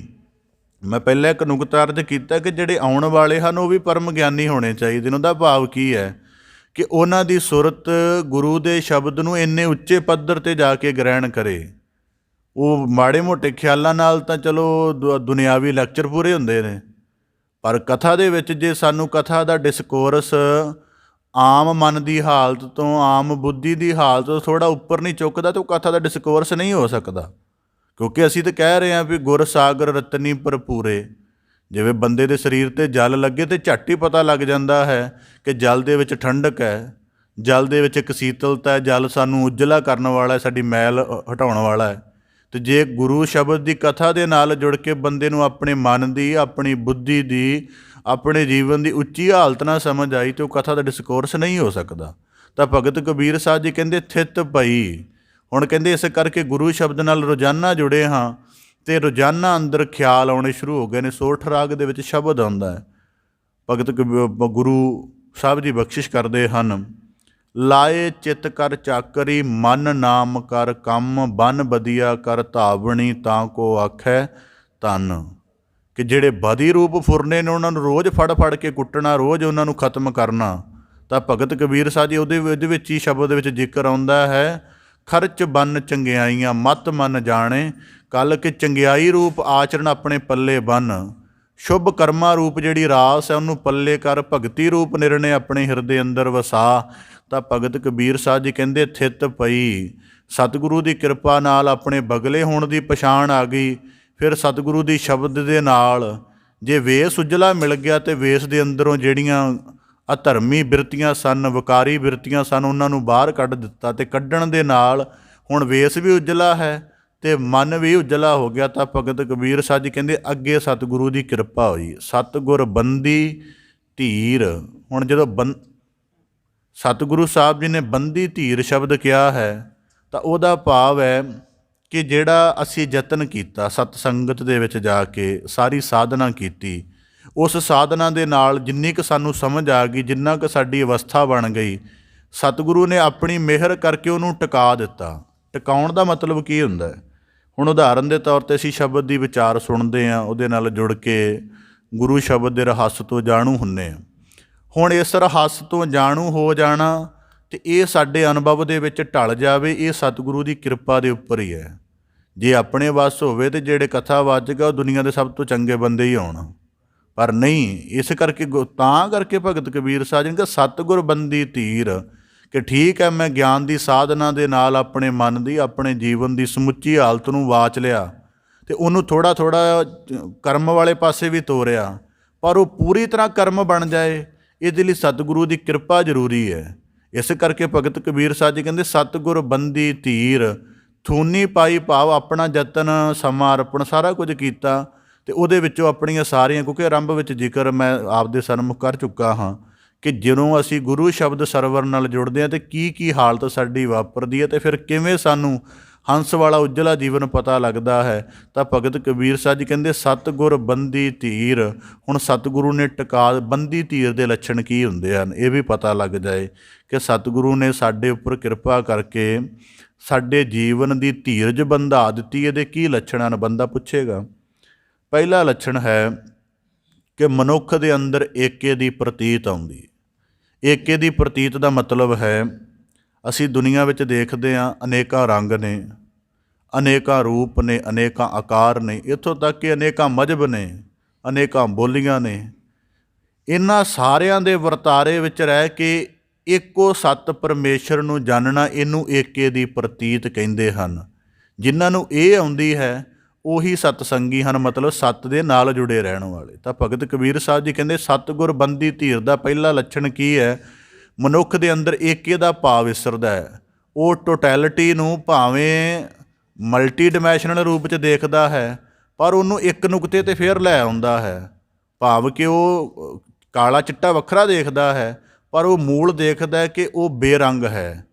ਇਹ ਸਾਡੇ ਜਦੋਂ ਬੋਧ ਵਿੱਚ ਆਇਆ, ਅਸੀਂ ਕਿਸੇ ਨੂੰ ਕਾਲਾ ਕਿਹਾ, ਕਿਸੇ ਨੂੰ ਚਿੱਟਾ ਕਿਹਾ, ਪਰ ਉਹ ਮੂਲ ਅਰੰਗ ਹੈ, ਉਹ ਬੇਰੰਗ ਹੈ। ਇਸ ਕਰਕੇ ਭਗਤ ਕਬੀਰ ਸਾਹਿਬ ਜੀ ਕਹਿੰਦੇ ਸਭ ਤੋਂ ਪਹਿਲਾਂ ਏਕੇ ਦੀ ਪ੍ਰਤੀਤ ਆਉਂਦੀ ਹੈ। ਮਨੁੱਖ ਦੇ ਵਖਰੇਵੇਂ ਮੁੱਕਦੇ ਨੇ, ਫਿਰ ਉਸ ਤੋਂ ਅੱਗੇ ਉਹਦਾ ਦਵੈਤ ਨਾਸ਼ ਹੁੰਦਾ ਹੈ। ਸਤਿਗੁਰ ਬੰਦੀ ਧੀਰ ਦਾ ਮਤਲਬ, ਉਹਦਾ ਦਵੈਤ ਦਾ ਭਾਵ ਹੈ ਕਿ ਜੀਵਨ ਦੀਆਂ ਪ੍ਰਸਥਿਤੀਆਂ ਭਾਵੇਂ ਉਹਨੂੰ ਆਪਣਾ, ਬਗਾਨਾ, ਪਰਾਇਆ, ਦੁੱਖ ਸੁੱਖ, ਉਸਤਤ ਨਿੰਦਾ, ਗਰੀਬੀ ਅਮੀਰੀ ਦੇਣ, ਪਰ ਉਹਨਾਂ ਨੂੰ ਇੱਕੋ ਰੂਪ ਤੋਂ ਲੈਂਦਾ ਹੈ ਕਿ ਇਹ ਸਭ ਮਾਲਕ ਦਾ ਹੀ ਹੈ। ਇਸ ਕਰਕੇ ਉਹਦੇ ਅੰਦਰੋਂ ਇਹ ਦਵੈਤ ਨਾਸ਼ ਹੁੰਦਾ ਹੈ। ਤੀਜਾ ਹੈ, ਉਹਦੇ ਅੰਦਰ ਠਹਿਰਾਓ ਪੈਦਾ ਹੁੰਦਾ ਹੈ। ਅਸੀਂ ਗੁਰਬਾਣੀ 'ਚ ਨਿਰਹਾਓ ਪੜ੍ਹਦੇ ਹਾਂ, ਇਹਦੀ ਅਸੀਂ ਕਦੀ ਬਹੁਤ ਗਹਿਰੀ ਵਿਚਾਰ ਨਹੀਂ ਕੀਤੀ ਕਿ ਇਹ ਕੀ ਹੈ। ਜਿਨ੍ਹਾਂ ਨੇ ਸ਼ਬਦ ਦੀ ਸਾਧਨਾ ਕੀਤੀ ਉਹਨਾਂ ਨੂੰ ਪਤਾ ਹੋਏਗਾ ਕਿ ਜਿਹੜਾ ਰਹਾਓ ਵਾਲਾ ਬੰਦ ਹੁੰਦਾ ਹੈ, ਇਹ ਸਾਡੇ ਜੀਵਨ ਦੇ ਇੱਕ ਖਾਸ ਗਿਆਨ ਦੀ ਅਤੇ ਅਨੁਭਵ ਦੀ ਸਥਿਤੀ ਹੁੰਦੀ ਹੈ, ਜਿੱਥੇ ਜਾ ਕੇ ਅਸੀਂ ਟਿਕਦੇ ਹਾਂ। ਜਿਵੇਂ ਕਿਸੇ ਵੀ ਸ਼ਬਦ ਦਾ ਦੇਖ ਲਓ ਆਪ ਜੀ, ਜਿਵੇਂ ਅਸੀਂ ਆਮ ਸ਼ਬਦ ਪੜ੍ਹਦੇ ਹਾਂ, ਔਖੀ ਘੜੀ ਨਾ ਦੇਖਣ ਦੀ, ਉਹਦਾ ਰਹਾਓ ਵਾਲਾ ਬੰਦ ਦੇਖੋ, ਪ੍ਰਭ ਸਿਉ ਲਾਗ ਰਹਿਓ ਮੇਰਾ ਚੀਤ। ਜਿਹੜਾ ਪਹਿਲਾਂ ਇਸ ਮੁਕਾਮ 'ਤੇ ਟਿਕਿਆ ਅਤੇ ਉਹ ਹੀ ਤੁਹਾਨੂੰ ਦੱਸੇਗਾ ਵੀ ਉਹ ਮਾਲਕ ਔਖੀ ਘੜੀ ਕਿਵੇਂ ਨਹੀਂ ਦੇਖਣ ਦਿੰਦਾ। ਨਹੀਂ ਤਾਂ ਅਰਦਾਸ ਤਾਂ ਅਸੀਂ ਵੈਸੇ ਵੀ ਕਰਵਾ ਦਿੰਦੇ ਹਾਂ ਜੀ, ਮਾਲਕ ਸਾਡੀ ਚੜ੍ਹਦੀ ਕਲਾ ਕਰੇ। ਜਿਹੜਾ ਇਸ ਰਹਾਓ 'ਤੇ ਟਿਕਿਆ ਹੈ, ਜਿਵੇਂ ਮੰਨ ਲਓ ਬੰਦਾ ਹੁਣ ਆਕਾਸ਼ ਵਿੱਚ ਟਿਕਿਆ ਹੋਏ, ਉਹ ਜਦੋਂ ਧਰਤੀ 'ਤੇ ਡਿੱਗੇਗਾ ਉਹ ਫਿਰ ਹੀ ਦੱਸੇਗਾ ਕਿ ਧਰਤੀ 'ਤੇ ਡਿੱਗ ਕੇ ਕਿੰਨਾ ਨੁਕਸਾਨ ਹੁੰਦਾ ਹੈ ਉਚਾਈ ਤੋਂ। ਜਿਹਦੀ ਚੀਤ ਪ੍ਰਭੂ ਨਾਲ ਪੂਰਾ ਜੁੜਿਆ ਹੋਇਆ ਉਹੀ ਤੁਹਾਨੂੰ ਦੱਸ ਸਕਦਾ ਕਿ ਔਖੀ ਘੜੀ ਕੀ ਹੁੰਦੀ ਹੈ। ਨਹੀਂ ਤਾਂ ਅਸੀਂ ਜੀਵਨ ਦੀਆਂ ਹਾਲਤਾਂ ਨੂੰ ਔਖੀ ਘੜੀ ਬਣਾ ਕੇ ਬੈਠੇ ਹਾਂ। ਜੇ ਸ਼ਬਦ ਦੇ ਰਹਾਓ ਅਨੁਸਾਰ ਵਾਚੀ ਤਾਂ ਉੱਥੇ ਔਖੀ ਘੜੀ ਦਾ ਅਰਥ ਕੁਝ ਹੋਰ ਬਣਦਾ ਹੈ। ਤਾਂ ਭਗਤ ਕਬੀਰ ਸਾਹਿਬ ਜੀ ਕਹਿੰਦੇ ਸਤਿਗੁਰ ਬੰਦੀ ਧੀਰ, ਫਿਰ ਮਨ ਦਾ ਠਹਿਰਾਓ ਬਣਦਾ ਅਤੇ ਬੰਦਾ ਰਹਾਓ ਵਿੱਚ ਪਲਟ ਜਾਂਦਾ ਹੈ। ਇਸ ਕਰਕੇ ਭਗਤ ਕਬੀਰ ਸਾਹਿਬ ਜੀ ਕਹਿੰਦੇ ਸਤਿਗੁਰ ਇਹ ਤਿੰਨ ਮੈਂ ਲੱਛਣ ਆਪਦੇ ਸਨਮੁਖ ਰੱਖੇ। ਹੁਣ ਕਹਿੰਦੇ ਕਬੀਰ ਹੀਰਾ ਬਨ ਜਿਆ। ਹੀਰਾ ਬਨ ਜਿਆ ਦਾ ਇੱਥੇ ਭਾਵ ਇਹ ਹੈ, ਜਿਹਨੂੰ ਗੁਰਬਾਣੀ ਵਿੱਚ ਆਉਂਦਾ ਮਨ ਦੇ ਰਾਮ ਲੀਆ ਹੈ ਮੋਲ। ਜਾਂ ਭਗਤ ਕਬੀਰ ਸਾਹਿਬ ਜੀ ਕਹਿੰਦੇ ਹਰ ਕੇ ਨਾਮ ਕੇ ਵਿਆਪਾਰੀ ਹੀਰਾ ਹਾਥ ਚੜਿਆ ਨਿਰਮੋਲਕ। ਹੁਣ ਹੀਰੇ ਦਾ ਅਰਥ ਕੀ ਹੈ? ਇੱਥੇ ਹੀਰੇ ਦਾ ਅਰਥ ਹੈ ਕਿ ਉਹ ਉਜਲ ਬੁੱਧ ਆ ਗਈ ਹੈ, ਜਿਹਦੇ ਨਾਲ ਹੁਣ ਮਾੜਾ ਸੌਦਾ ਕਰਾਂਗੇ ਨਹੀਂ। ਜਿਵੇਂ ਸ਼ਾਇਦ ਆਪ ਜੀ ਨੂੰ ਪਤਾ ਹੋਵੇ ਜਿਹੜਾ ਹੀਰਿਆਂ ਦਾ ਕਾਰੋਬਾਰ ਚੱਲਦਾ ਹੈ ਨਾ, ਇਹਦੇ ਵਿੱਚ ਜਿਹੜੇ ਉਹਨਾਂ ਦੀ ਪਰਖ ਕਰਨ ਵਾਲੇ, ਉਹਨਾਂ ਦਾ ਮਾਪ, ਕਿਉਂਕਿ ਆਪਣੇ ਪੰਜਾਬ 'ਚ ਐਡਾ ਸ਼ਾਇਦ ਪਤਾ ਨਹੀਂ ਕਿਤੇ ਹੋਵੇ ਜਾਂ ਨਾ ਹੋਵੇ, ਇਹ ਅਰਬ ਦੇ ਵੱਲ ਜ਼ਿਆਦਾ ਚੱਲਦਾ ਹੈ। ਜਿਹੜਾ ਸਵਿਟਜ਼ਰਲੈਂਡ ਆਦਿਕ ਦੇਸ਼ ਨੇ, ਬਰਤਾਨੀਆ, ਉੱਧਰ ਜ਼ਿਆਦਾ ਚੱਲਦਾ। ਉੱਧਰ ਜਿਹੜੇ ਹੁੰਦੇ ਨੇ, ਤੁਸੀਂ ਹੈਰਾਨ ਹੋਵੋਗੇ ਇਸ ਗੱਲ ਤੋਂ ਕਿ ਜਿਹੜੇ ਹੀਰਿਆਂ ਦੇ ਇੱਕ ਤਾਂ ਹੁੰਦੇ ਨੇ ਖਰੀਦਣ ਵਾਲੇ, ਵੇਚਣ ਵਾਲੇ, ਪਰ ਇੱਕ ਉਹ ਹੁੰਦੇ ਹਨ ਜਿਹੜੇ ਹੀਰੇ ਦੀ ਸ਼ੁੱਧਤਾ ਨੂੰ ਨਿਰਧਾਰਿਤ ਕਰਦੇ ਨੇ, ਉਹਨਾਂ ਨੂੰ ਜੌਹਰੀ ਕਿਹਾ ਜਾਂਦਾ ਹੈ। ਤਾਂ ਹੈਰਾਨਗੀ ਦੀ ਗੱਲ ਹੈ, ਸੌਦੇ ਦੇ ਵਿੱਚੋਂ 50% ਉਹਨਾਂ ਦਾ ਹੁੰਦਾ, ਮਤਲਬ 1 ਲੱਖ ਹੀਰੇ ਦੀ ਖਰੀਦਦਾਰੀ ਹੋਈ, ਵੇਚਣਾ ਹੋਇਆ, ਉਹਦੇ ਵਿੱਚੋਂ ਅੱਧਾ ਉਸ ਜੌਹਰੀ ਦਾ ਹੁੰਦਾ। ਕਿਉਂ? ਕਿਉਂਕਿ ਬਹੁਤ ਵੱਡੀ ਮਿਲਾਵਟ ਵੀ ਚੱਲਦੀ ਹੈ ਵਰਲਡ ਦੇ ਵਿੱਚ। ਕਈ ਵਾਰੀ ਆਪ ਜੀ ਨੇ ਸੁਣਿਆ ਹੋਏਗਾ ਡਾਇਮੰਡ ਸਕੈਮ, ਸੁਣੇ ਹੋਣਗੇ, ਉਹ ਬਹੁਤ ਵੱਡੇ ਪੱਧਰ 'ਤੇ ਹੁੰਦੇ ਹਨ। ਇਸ ਕਰਕੇ ਭਗਤ ਕਬੀਰ ਸਾਹਿਬ ਜੀ ਕਹਿੰਦੇ ਕਬੀਰ ਹੀਰਾ ਬਨ ਜਿਆ, ਭਾਵ ਕਿ ਗੁਰੂ ਸ਼ਬਦ ਦੀ ਵਿਚਾਰ ਨੂੰ, ਗੁਰੂ ਸ਼ਬਦ ਦੇ ਅਭਿਆਸ ਨੂੰ ਰੋਜ਼ਾਨਾ ਕਰ ਕਰਕੇ ਫਿਰ ਮੈਨੂੰ ਸਮਝ ਆਈ ਕਿ ਮੇਰਾ ਮਨ ਤਾਂ ਬੜਾ ਕੀਮਤੀ ਚੀਜ਼ ਹੈ, ਮੇਰੀ ਬੁੱਧੀ ਬੜੀ ਕੀਮਤੀ ਚੀਜ਼ ਹੈ, ਮੇਰਾ ਅਹਿਸਾਸ ਬੜੀ ਕੀਮਤੀ ਚੀਜ਼ ਹੈ ਕਿ ਜਦੋਂ ਇਹ ਸਤਿਗੁਰੂ ਦੇ ਸ਼ਬਦ ਨਾਲ ਜੁੜ ਜਾਂਦਾ ਹੈ ਅਤੇ ਇਹ ਸਤਿਗੁਰੂ ਦੇ ਸ਼ਬਦ ਨਾਲ ਜਦੋਂ ਮਨ ਜੁੜ ਜਾਂਦਾ, ਫਿਰ ਜਿਹੜੀ ਮਨ ਅੰਦਰ ਪਵਿੱਤਰਤਾ ਉਤਰਦੀ ਹੈ, ਸੇਕਰਡਨੈਸ ਵਾਪਰਦੀ ਹੈ, ਹੋਲੀਨੈਸ ਦਾ ਐਕਸਪੀਰੀਅੰਸ ਮੇਰੇ ਕੋਲ ਆਉਂਦਾ ਹੈ, ਉਹਦੇ ਵਰਗਾ ਤਾਂ ਦੁਨੀਆ 'ਚ ਕਿਤੇ ਵੀ ਨਹੀਂ ਹੈ। ਹੁਣ ਮੈਂ ਆਪ ਦੇ ਸਨਮੁਖ ਇੱਕ ਛੋਟੀ ਜਿਹੀ ਗੱਲ ਰੱਖਾਂ, ਅਸੀਂ ਦੁਨੀਆ 'ਚ ਕਿੰਨੇ ਕੰਮ ਕਰਦੇ ਹਾਂ, ਵਿੱਦਿਆ ਪੜ੍ਹਦੇ ਹਾਂ, ਹੋਰ ਕਈ ਤਰ੍ਹਾਂ ਦੇ ਕੰਮ ਕਰਦੇ ਹਾਂ। ਉਹਨਾਂ ਸਾਰੇ ਕਰਮਾਂ ਨੂੰ ਕਰਦੇ ਹਾਂ, ਸਾਨੂੰ ਥੋੜ੍ਹੀ ਜਿਹੀ ਮਾਨਸਿਕ ਸੰਤੁਸ਼ਟੀ ਹੁੰਦੀ ਹੈ ਵੱਧ ਤੋਂ ਵੱਧ। ਪਰ ਜਦੋਂ ਗੁਰੂ ਸ਼ਬਦ ਨਾਲ ਜੁੜ ਕੇ ਕੀਰਤਨ ਕਥਾ ਦੇ ਰੂਪ ਵਿੱਚ ਅਸੀਂ ਉਚਾਈ ਨੂੰ ਮਾਣਦੇ ਹਾਂ, ਉਸ ਤੋਂ ਬਾਅਦ ਜਿਹੜਾ ਸਾਨੂੰ ਆਪਣਾ ਆਪ ਚੰਗਾ ਲੱਗਦਾ ਹੈ, ਆਪਣਾ ਆਪ ਪਵਿੱਤਰ ਲੱਗਦਾ ਹੈ, ਇਹ ਪਵਿੱਤਰਤਾ ਜਗਤ ਦੇ ਕਿਹੜੇ ਕੰਮ 'ਚ ਪਈ ਹੋਈ ਹੈ? ਕਿਸੇ ਕੰਮ 'ਚ ਨਹੀਂ ਹੈਗੀ। ਤਾਂ ਕਰਕੇ ਭਗਤ ਕਬੀਰ ਸਾਹਿਬ ਜੀ ਕਹਿੰਦੇ, ਕਬੀਰ ਹੀਰਾ ਬਣਜਿਆ, ਕਿ ਜਦੋਂ ਮੈਨੂੰ ਆਪਣੀ ਮੱਤ ਦੀ ਜੋਹਰੀ ਰੂਪ ਹੋਣ ਦਾ ਪਤਾ ਲੱਗਿਆ ਕਿ ਮੱਤ ਬੜੀ ਉਜਲ ਹੈ, ਤਾਂ ਕਰਕੇ ਅਸੀਂ ਗੁਰਮਤਿ ਸ਼ਬਦ ਵਰਤਦੇ ਹਾਂ ਕਿ ਇਹ ਉਜਲ ਹੈ। ਜਦੋਂ ਇਹਦੇ ਨਾਲ ਗੁਰ ਸੂਤਰ ਜੁੜ ਗਿਆ ਤੇ ਹੋਰ ਉਜਲ ਹੋ ਜਾਏਗੀ। ਮਨ ਵੈਸੇ ਉਂਝ ਠੀਕ ਹੈ, ਜਦੋਂ ਇਹ ਗੁਰੂ ਸ਼ਬਦ ਨਾਲ ਜੁੜ ਗਿਆ ਜੋਤ ਸਰੂਪ ਹੋ ਜਾਏਗਾ। ਤਾਂ ਭਗਤ ਕਬੀਰ ਸਾਹਿਬ ਜੀ ਕਹਿੰਦੇ, ਕਬੀਰ ਹੀਰਾ ਬਣਜਿਆ। ਹੁਣ ਮਾਨਸ ਸਰੋਵਰ ਕੈਲਾਸ਼ ਪਰਬਤ ਦੇ ਨੇੜੇ ਨਾ ਇੱਕ ਝੀਲ ਹੈ, ਉਹਨੂੰ ਮਾਨ ਸਰੋਵਰ ਆਖਦੇ ਨੇ। ਅਤੇ ਉਹਦੀ ਵਿਸ਼ੇਸ਼ਤਾ ਕੀ ਹੈ? ਇੱਕ ਤਾਂ ਉਚਾਈ 'ਤੇ ਬੜੀ ਹੈ, ਦੂਜਾ ਉਹਦੇ ਜਲ ਜਿਹੜਾ ਹੈ ਉਹ ਬੜਾ ਨਿਰਮਲ ਹੈ ਅਤੇ ਮਿੱਠਾ ਹੈ। ਜਿਹੜੇ ਕਹਿੰਦੇ ਹੰਸ ਨੇ ਜਾਂ ਰਾਜ ਹੰਸ ਨੇ ਉੱਥੇ ਬੈਠਦੇ ਨੇ, ਉਹਦਾ ਪ੍ਰਤੀਕ ਭਾਵ ਹੈ। ਪ੍ਰਤੀਕ ਭਾਵ ਦਾ ਕੀ ਹੈ ਕਿ ਜਿਹੜੀ ਸੁਰਤ ਦੀ ਉਚਾਈ ਹੈ ਉਹ ਕੈਲਾਸ਼ ਪਰਬਤ ਦੀਆਂ ਚੋਟੀਆਂ ਵਾਂਗ ਬੜੀ ਉੱਚੀ ਹੈ। ਉੱਥੇ ਮਾੜੀ ਮੋਟੀ ਸੁਰਤ ਚੱਲ ਹੀ ਨਹੀਂ ਸਕਦੀ। ਇਸ ਕਰਕੇ ਜਿਹੜੇ ਬੰਦੇ ਇੱਕ ਕਥਾ ਦੀ ਗਹਿਰਾਈ ਦੇ ਵਿੱਚ ਥੋੜ੍ਹਾ ਅਸਫਲ ਰਹਿ ਜਾਂਦੇ ਨੇ ਜਾਂ ਕਹਿੰਦੇ ਸਾਨੂੰ ਸਮਝ ਨਹੀਂ ਆਉਂਦੀ, ਫਿਰ ਉਹਨਾਂ ਨੂੰ ਕਿਸੇ ਗੱਲ ਨੂੰ ਵਾਚਣਾ ਚਾਹੀਦਾ ਕਿ ਆਪਣੀ ਸੁਰਤ ਉੱਥੇ ਜਾ ਨਹੀਂ ਰਹੀ। ਗੱਲ ਨਹੀਂ ਠੀਕ, ਗੱਲ ਦਾ ਹੀ ਨਹੀਂ ਕੋਈ ਨੁਕਸ, ਆਪਣੀ ਸੁਰਤ ਨਹੀਂ ਉੱਥੇ ਜਾ ਰਹੀ। ਇਸ ਕਰਕੇ ਭਗਤ ਕਬੀਰ ਸਾਹਿਬ ਜੀ ਕਹਿੰਦੇ, ਮਾਨ ਸਰੋਵਰ, ਜਦੋਂ ਗੁਰੂ ਸ਼ਬਦ ਦੇ ਨਾਲ ਬੜੀ ਉਚਾਈ 'ਤੇ ਜਾ ਕੇ ਮਨੁੱਖ ਗੱਲ ਨੂੰ ਦੇਖਦਾ ਹੈ ਅਤੇ ਉਦੋਂ ਚੀਜ਼ਾਂ ਸਪਸ਼ਟ ਹੁੰਦੀਆਂ ਨੇ। ਅਤੇ ਭਗਤ ਕਬੀਰ ਸਾਹਿਬ ਜੀ ਕਹਿੰਦੇ, ਉੱਥੇ ਜਿਵੇਂ ਜਲ ਮਿੱਠਾ ਹੈ, ਨਿਰਮਲ ਹੈ, ਇਵੇਂ ਜਦੋਂ ਸਾਡਾ ਮਨ ਸ਼ੁੱਧਤਾ ਨੂੰ ਗ੍ਰਹਿਣ ਕਰਕੇ ਆਪਣੀ ਅਸਲ ਅਵਸਥਾ ਦੇ ਵਿੱਚ ਜਾਂਦਾ ਹੈ ਅਤੇ ਫਿਰ ਇਹਦੇ ਤੋਂ ਵੱਧ ਪਵਿੱਤਰਤਾ ਸਾਨੂੰ ਤੀਰਥ ਨਹੀਂ ਦੇ ਸਕਦੇ। ਜਦੋਂ ਭਗਤਾਂ ਨੇ ਕਿਹਾ ਵੀ ਅਸੀਂ ਤੀਰਥਾਂ 'ਤੇ ਜਾਂਦੇ ਹੀ ਨਹੀਂ, ਹੁਣ ਬੰਦਾ ਕਹੇਗਾ ਵੀ ਇਹ ਜਾਂਦੇ ਨਹੀਂ, ਜਾਂ ਤਾਂ ਜਿੱਦ ਕਰਕੇ ਬੈਠੇ ਹੋਏ ਨੇ ਵੀ ਅਸੀਂ ਮੰਨਦੇ ਹੀ ਨਹੀਂ, ਪਰ ਉੱਥੇ ਜਿੱਦ ਨਹੀਂ ਹੈ। ਉੱਥੇ ਉਹਨਾਂ ਦਾ ਇੱਕ ਬੋਲਦਾ ਹੋਇਆ ਐਕਸਪੀਰੀਅੰਸ ਹੈ ਕਿ ਜਿਹੜੀ ਪਵਿੱਤਰਤਾ ਮੈਂ ਮਨ ਦੀ ਗਹਿਰਾਈ 'ਚ ਉਤਰ ਕੇ ਕਮਾ ਲਈ ਹੈ, ਉਹ ਮੈਨੂੰ ਤੀਰਥ ਨਹੀਂ ਦੇ ਸਕਦਾ, ਕਿਉਂਕਿ ਤੀਰਥ 'ਤੇ ਕਰਮ ਕਾਂਡ ਹੈ ਅਤੇ ਤੀਰਥ ਦੀ ਇੱਕ ਆਪਣੀ ਵੱਖਰੀ ਹੋਂਦ ਹੈ। ਮੈਂ ਤਾਂ ਅੰਤਰ ਤੀਰਥ ਪ੍ਰਗਟ ਕੀਤਾ ਹੈ। ਇਸ ਕਰਕੇ ਭਗਤ ਕਬੀਰ ਸਾਹਿਬ ਜੀ ਕਹਿੰਦੇ, ਕਬੀਰ ਹੀਰਾ ਬਣਜਿਆ। ਇਸ ਕਰਕੇ ਮਾਨਸ ਸਰੋਵਰ ਦੇ ਕੰਢੇ ਰਹਿ ਕੇ ਹੀਰੇ ਬਣਜੇ ਦਾ ਭਾਵ ਕਿ ਰੋਜ਼ਾਨਾ ਉਹਨਾਂ ਨੂੰ ਅਸੀਂ ਕਰਦੇ ਰਹੇ। ਤਾਂ ਹੁਣ ਬਣਜਿਆ ਦਾ ਇੱਕ ਹੋਰ ਭਾਵ ਆਪਦੇ ਸਨਮੁਖ ਰੱਖਦੇ ਹਾਂ। ਹੁਣ ਅਸੀਂ ਗੁਰੂ ਘਰ ਬੈਠ ਕੇ ਆਪਣੀ ਬੁੱਧ ਲਗਾਉਂਦੇ ਹਾਂ ਸ਼ਬਦ ਨੂੰ ਸੁਣਨ 'ਤੇ, ਸਮਝਣ 'ਤੇ।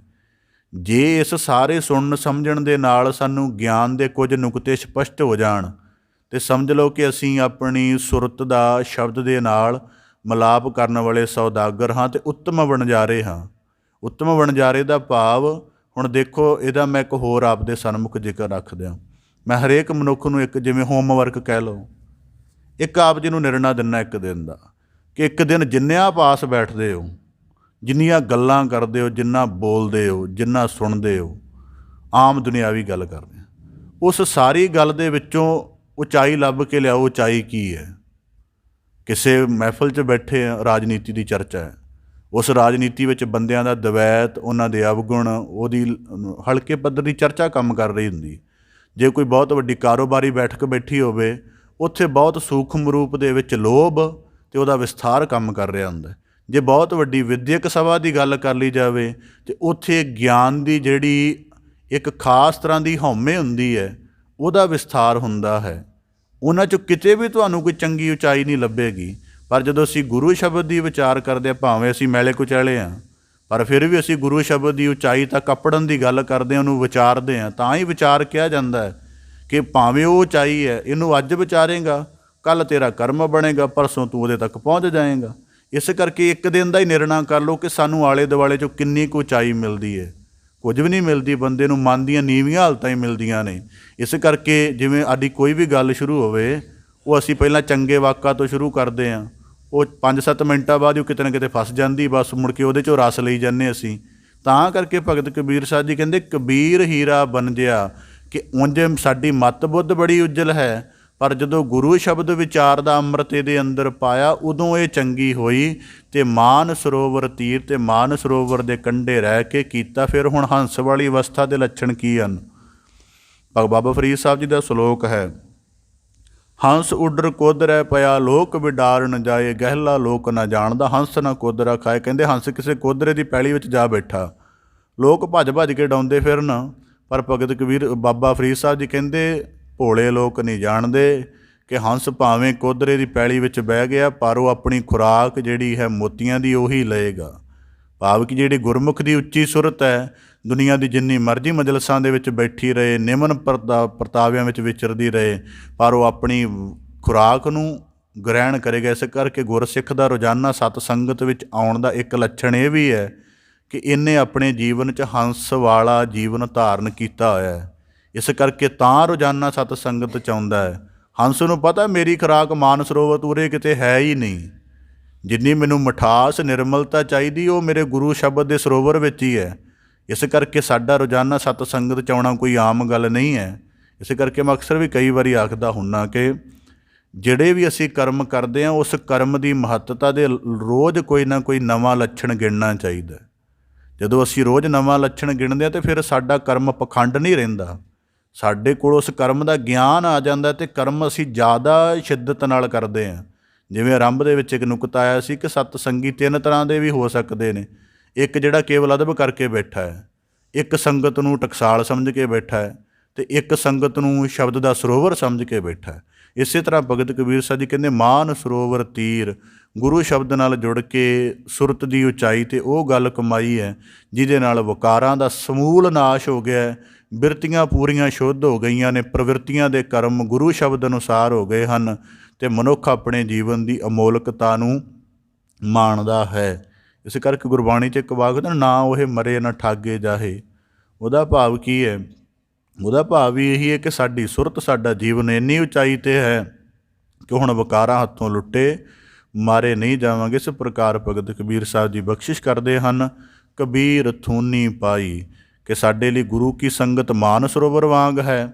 ਇੱਥੇ ਆ ਕੇ ਹੰਸਾਂ ਵਾਂਗੀ ਉੱਜਲ ਬੁੱਧ, ਉੱਜਲ ਵੇਸ, ਉੱਜਲ ਬ੍ਰਿਤੀ ਧਾਰਨ ਕਰਨੀ ਪਏਗੀ ਤਾਂ ਕਿ ਸਾਨੂੰ ਜਿਹੜਾ ਮਨ ਦਾ ਪਰਮ ਆਨੰਦ ਰੂਪ ਸਥਿਤੀ ਹੈ ਉਹ ਹੀਰੇ ਰੂਪ ਦੇ ਵਿੱਚ ਪ੍ਰਾਪਤ ਹੋ ਜਾਵੇ ਅਤੇ ਅਸੀਂ ਕਹਿ ਸਕੀਏ ਗੁਰ ਸਰਵਰ ਸਮ ਹੰਸ ਪਿਆਰੇ, ਸਾਗਰ ਮੈਂ ਹੰਸ ਰਾਲ ਬਹੁ ਸਾਰੇ, ਮੋਤੀ ਮਾਣਕ ਹੀਰਾ ਹਰ ਜਸ, ਗਾਵਤ ਮਨ ਤਨ ਭੀਨਾ ਹੈ। ਕਿ ਗੁਰੂ ਕੀ ਸ਼ਬਦ ਵਿਚਾਰ ਸੁਣਨੀ ਇਹ ਮੋਤੀ ਵਾਂਗ ਹੈ, ਮਾਣਕ ਵਾਂਗ ਹੈ, ਜਿਹਨੂੰ ਸੁਣ ਸੁਣ ਕੇ ਸਾਡਾ ਮਨ ਅਸਲ ਅਵਸਥਾ ਵੱਲ ਪਰਤ ਕੇ ਗੁਰੂ ਕਿਰਪਾ ਦਾ ਪਾਤਰ ਬਣਦਾ ਹੈ। ਭਗਤ ਕਬੀਰ ਸਾਹਿਬ ਦੀ ਕਿਰਪਾ ਕਰਨ।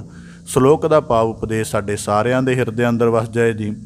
ਅਸੀਂ ਸਾਰਿਆਂ ਦਾ ਯਤਨ ਸਫਲ ਹੋਵੇ ਜੀ। ਗੁਰੂ ਕਿਰਪਾ ਸਦਕਾ ਰੋਜ਼ਾਨਾ ਸਤ ਸੰਗਤ ਰੂਪ ਸਰੋਵਰ ਦੇ ਵਿੱਚ ਜੁੜ ਕੇ ਉੱਜਲ ਮੋਤੀ, ਉੱਜਲ ਰਤਨ ਲੱਭ ਕੇ ਆਪਣੇ ਜੀਵਨ ਨੂੰ ਸਵਾਰਨ ਦਾ ਯਤਨ ਕਰੀਏ ਜੀ। ਪਾਵਨ ਸ਼ਬਦ ਵਿਚਾਰ ਦੀ ਆਪ ਜੀ ਦੇ ਨਾਲ ਸਾਂਝ ਪਾਉਂਦਿਆਂ ਹੋਈਆਂ ਬੇਅੰਤ ਭੁੱਲਾਂ ਦੀ ਖਿਮਾ ਜਾਚਨਾ ਜੀ। ਬੜੇ ਅਦਬ ਸਹਿਤ ਗੱਜ ਕੇ ਫਤਿਹ ਅਰਜ ਕਰੋ ਜੀ।